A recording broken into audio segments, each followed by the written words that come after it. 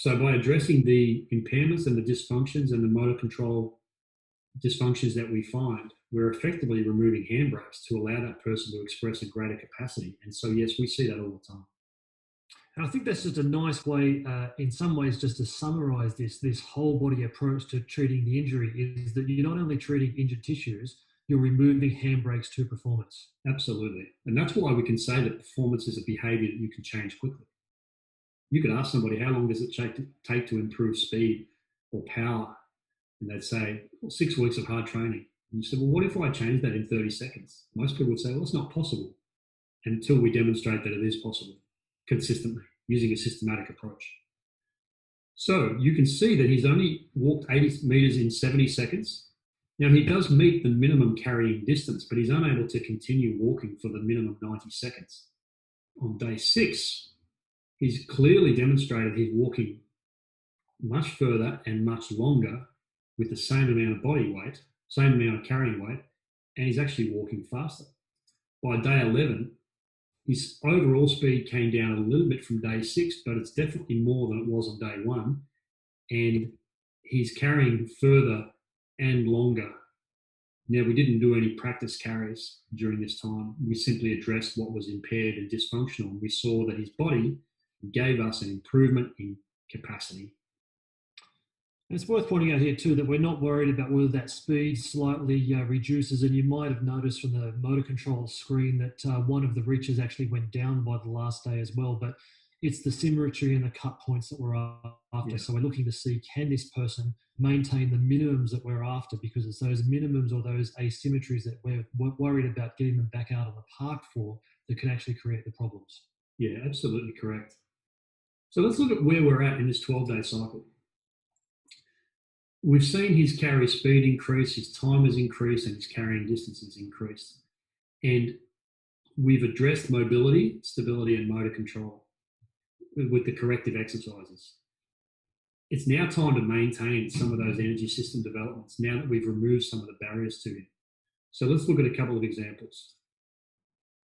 This is a low impact conditioning and motor control training at below body weight. Some would say that there's not conditioning in here. But I would argue that if you put a heart rate monitor on this drill, you're probably going to be approaching 100 beats per minute. It's very low level aerobic conditioning, very low level. It doesn't have a great deal of time, but if I ran a circuit with this drill and others, I would be able to maintain mobility of that hip and motor control across the thorax for a series of repetitions, and then I could move into a different drill. So the elastic band is creating traction with the hip external rotation because he had a hip mobility restriction. We created also too, Greg, is that if we give someone a motor control drill and we know that's directly or specifically directed towards their motor control problems, we've seen heart rates and respiration rates go up in a much greater proportion to what would look like the physical load of the exercise. So we know that we're challenging the nervous system and actually creating a conditioning response at the same time. Absolutely, indeed.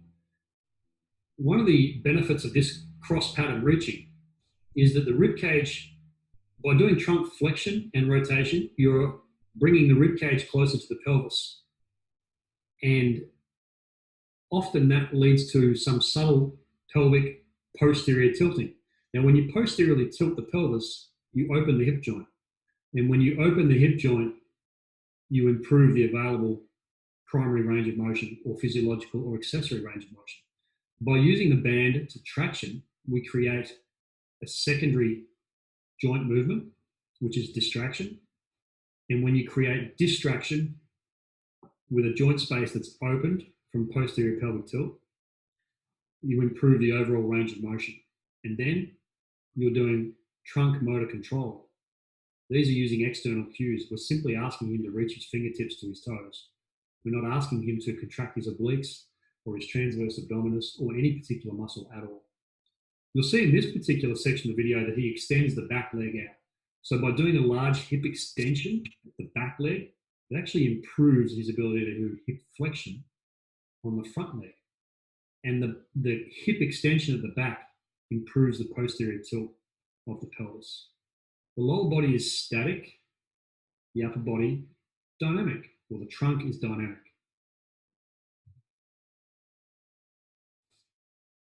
Here's another version of a low impact conditioning and motor control at below body weight forces. This is called a Bretzel 2.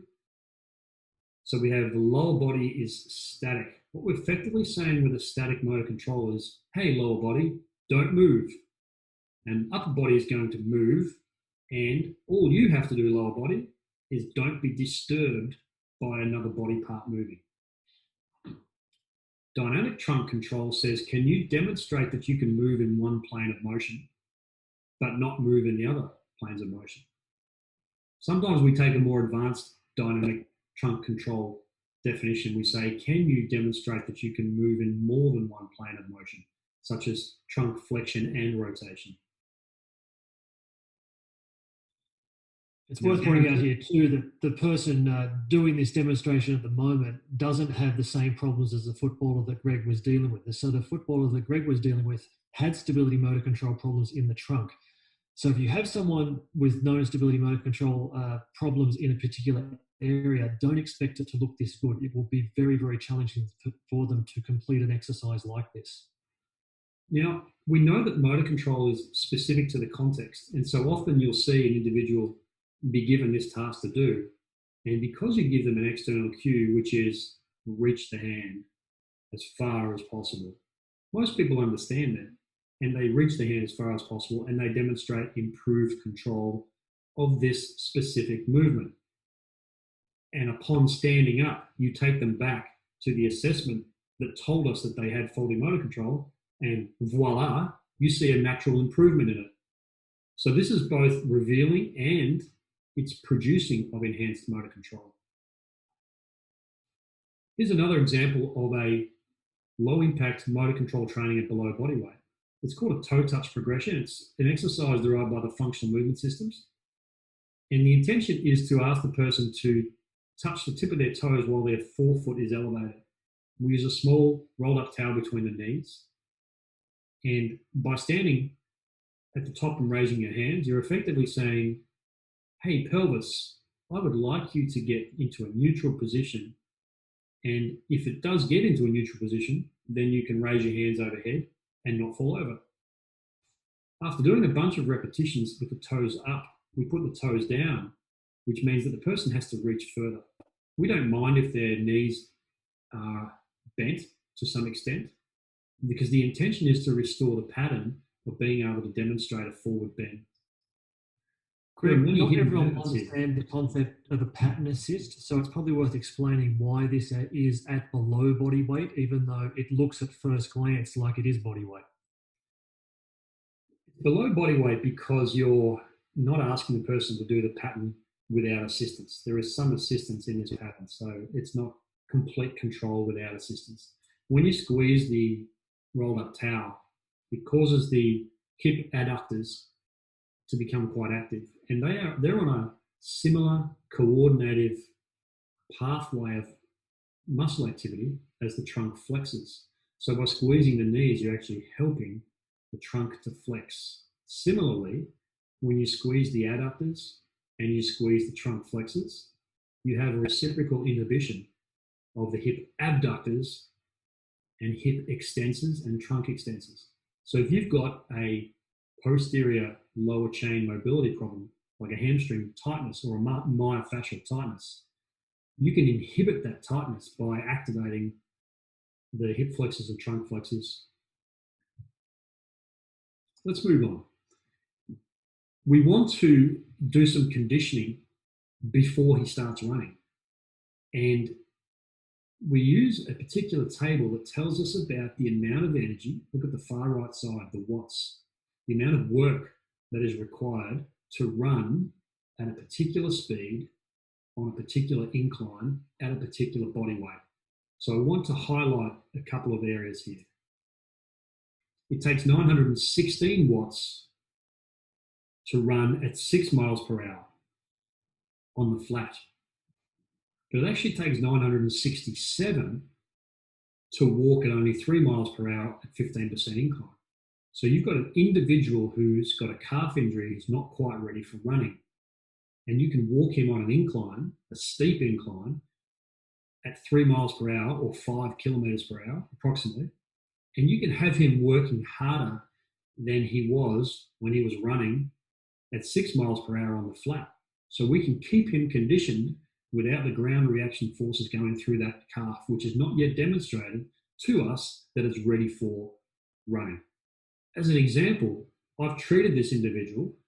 I want to protect him, so I'm going to get him in the pool, and he's going to exercise for 30 to 45 minutes in a heart rate zone between 120 and 150 beats per minute. You'll see down the bottom, the actual heart rate for this individual was 120 to 150 for 30 to 45 minutes of any exercise that he wanted to in the pool. Now, this is based on training zones that have been described by the National Sports Science Quality Assurance Program in Australia. And it's a training zone that is described as lightly aerobic. It's below lactate threshold, and it's 60 to 75% of the heart rate maximum. Now, you can maintain this type of aerobic training for more than 3 hours. He's had some treatment. He also has a life and a family and a job. And so we wanted to get some training in. It doesn't have to be 3 hours long. So he spends up to 45 minutes in the pool on the first day doing some protected exercise against that calf. On day 2, I'm going to stay within that heart rate zone because you'll recall that I'm doing aerobic energy system development. We're going to stay in the same training zone. If you look at the top table where it says day 2 and go to the far left-hand side, we've asked him to do movement preparation for up to 20 minutes. Now, what that means is that he will have done those motor control, low-level conditioning exercises that I showed you in the video before. The Bretzel 1, the Bretzel 2, the hip traction with motor control reaching, and the toe touch progression. So that would have been him preparing to move and addressing his mobility and motor control impairments. Then I gave him 2 options. For 30 to 60 minutes, we want you to walk on an incline, and we want your heart rate to get up between 120 and 150 beats per minute. Now, he's a very fit individual, so I suggested that he may need to wear a weight vest to bring his heart rate up. I gave him a second option. If the calf is feeling very good on day 2, you're allowed to break into a light jog depending on whether you can tolerate it. I gave him that option. Okay. Let's look at this heart rate zones. This is from the Australian Institute of Sport reference text, Physiological Test for Athletes, 2nd edition. So that T1 below lactate threshold zone can be used. This was done in cycling, and you can look at the power output. So the power really starts to climb. It climbs all the way on that bottom axis, but the blood lactate threshold really only starts to climb at around about 280 to 300 watts. And it's at that point in time that we'd said that the amount of work that's being produced is now giving us more lactic acid. So any power work that's beneath that as a cyclist is known as training zone 1 or below lactate threshold. Now, the top table tells us that these training zones are described in different acronyms, and that depends on what sport has been used. This is not all that particularly relevant. It's just that to tell you that when I choose training zone 1s of heart rate zones for his pool session and for his walking session, or his light jogging session, I'm doing so based on aerobic energy system development training sessions. And I need to know that he can tolerate this before we push him into higher zones. I'm also trying to maintain his fitness. Okay. We also need to be addressing the strength. Here. Yes, sir. Is there also an advantage with the incline walking, having that ankle going through a greater range of motion, considering we're talking about a calf injury and you'd measured ankle mobility problems when you diagnosed? Well, the advantage is that you're going to be lubricating the joint, and you're going to be lubricating all of the tissues, the myofascial tissues of the posterior chain. When I say lubricating, I mean that you're going to elongate with warmth in the tissue, and that causes a decrease in viscosity, and that improves the elongation. And if those posterior chain myofascial tissues were the reason for the dorsiflexion restriction, then decreasing the viscosity through active exercise and through the range of motion may be very useful to change that dorsiflexion restriction. And at the same time, you've chosen a power output and a zone that's keeping any lactic acid out of the area. So you're basically enhancing recovery as opposed to creating any damage and any problems. Absolutely. We're intending at this point not to blast his nervous system or blast the tissues, but to caress it. And it's very recovery biased, exactly. So let's look at where we need to get to from maintaining strength endurance, power, and power endurance. We need to measure his strength. So I've asked him, can you demonstrate the ability to express plantar flexion against force? And if he can do one repetition of weight-bearing plantar flexion to 40 degrees of plantar flexion, he has strength. That's the simple measure. Can you demonstrate motor control against minimum load? And the minimum load is 1 times body weight. So strength endurance is being able to do a motor control against 1 times body weight through minimum range of motion being 40 degrees plantar flexion for multiple repetitions. And you can see that he told us what his numbers were on day 1, and you can see his numbers on day 11. Large increase in strength endurance, significant reduction in asymmetry, back into that preferred zone of less than 5% asymmetry. We wanted to look at not only strength and strength endurance, but also power. So we did a leap test with him. I asked him to leap off 1 leg, land on 2 foot. And early on, I was not comfortable about doing this test given the state of the injury. But by day 11, I wanted to give some metric that told us that he had symmetrical power. And we can see that he leapt within 2% asymmetry of each other. In fact, his injured leg happened to jump further than his non-injured leg. So his power is symmetrical by day 11 without actually doing any jump training. And we couldn't measure him early on because of the protection mandate that we had to. The energy storage is a slightly different metric, and we borrow these tests from the fundamental capacity screen battery of tests. We ask you to take a large step back, start on 2 feet, jump, land off 1 foot and explode to the line, and we can measure that distance. It gives us an ability to test the opportunity of demonstrating the ability to use stored kinetic energy against their previous attempt of power output. So what we can say is that we know that he can jump that distance, and that's how much force production he has through each lower body being carried underneath a trunk. Now, if we ask him to store energy when he hits the ground in that third picture, he should have 10% extra when he hits the ground, because the tendons and feet should be able to return extra energy in addition to a simple muscular force production.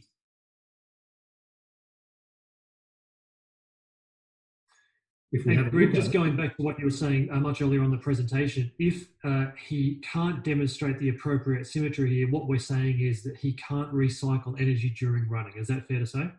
He can't recycle it, and he might be asymmetrical in doing so, and that sets him up as not performing very well. It doesn't always manifest as an injury, but it can change the way that the body behaves, and it may introduce fatigue into one side. You'll see from his metrics that he jumps those 219 and 220 centimeters, which are both above the 10% of energy storage and return. So we've got a lower body that's actually handling ground reaction forces very well and returning that energy to him.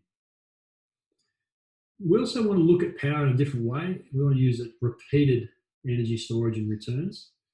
We did some triple hopping on 1 foot and then the other foot, and he's got a very good asymmetry inside that 5% there. So we've done progressive loading of the calf within whole body movement patterns. We've maintained his aerobic conditioning, and we've progressed that load and anaerobic conditioning. And here's an example of how we might do that. I want you to understand that the bottom table has got different color schemes. The gray speckled color would be motor control exercises that are below body weight, okay? And they would be, the yellow ones would be calf low load tolerance exercises. The green ones would be any exercises that require the calf to demonstrate strength endurance, and to demonstrate power would be the red ones. And so when I need to do conditioning options, let's look at the bottom table, the left-hand column. You'll see that there's a heading there that says non-impact conditioning options below body weight or even at no body weight. There's a range of exercises in that table beneath that heading that all give us the ability to condition him without particularly stressing the calf and still challenging the lower limb motor control. So I can ask him to choose any of those exercises, knowing that it will require him to demonstrate motor control of the lower body. As I want to progress him, I might move to the right-hand side of the column. We're still below body weight or at body weight, but we've introduced a little bit of impact through the lower body. So elliptical trainer's got a little bit of impact. Rowing machine's got a little bit of impact. We might argue that there's none there. That's okay. And as soon as you begin crawling and pushing through that lower body or climbing stairs, you have introduced impact into the ankle and the lower body. And this can be a form of strength endurance, and we can program for intervals of time. The Alter G is a gravity reduced running machine, and that would be, we didn't use that with him because they're very expensive machines. We didn't have one available. So what I used with him in the early days was from the left-hand column, we did swimming and treading water. We did some shallow water side walking and shallow water skipping if you felt comfortable with it. We then moved into, from the right-hand column, incline walking. And so walking on a flat surface, no, we went to the incline rather than flat. And we did some carries. Okay, that was early on. So by day 3, this table looks very detailed, but it's okay. Let's work our way through it. Go to the very bottom part of the table, and you will recall that yellow light aerobic zone was something that was done in the first 2 days. We're now looking at what heart rate zones we can progress him in that are higher and what physiological zones they are. So the left-hand side of that table tells us zone T2, 3, and 4 are moderately aerobic, heavy aerobic, and then approaching threshold of lactate concentrations. And the very far right-hand side will tell you how long you could keep going if you stayed in those physiological zones. So knowing that those zones exist, I'm going to introduce an exercise in the top part of the table where he's going to do exercise in the green zone. He will do movement preparation, which, as you will recall, involves many motor control and mobility exercises.